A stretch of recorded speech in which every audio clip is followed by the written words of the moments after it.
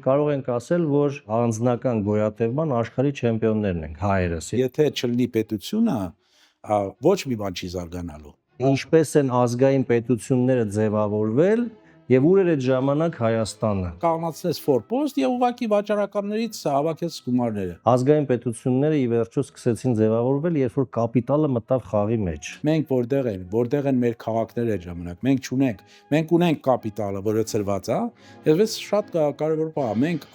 այդ վիճակում գալիս հասնելու ենք 18-րդ դար, հա։ Ունենք հողատու եւ անհող։ Պատերազմը դա շատ ուրեմն թանկ հաճույք է։ Վերջում ունենում ենք մի իրավիճակ, երբ որ մեզ ասում են, իսկ հիմա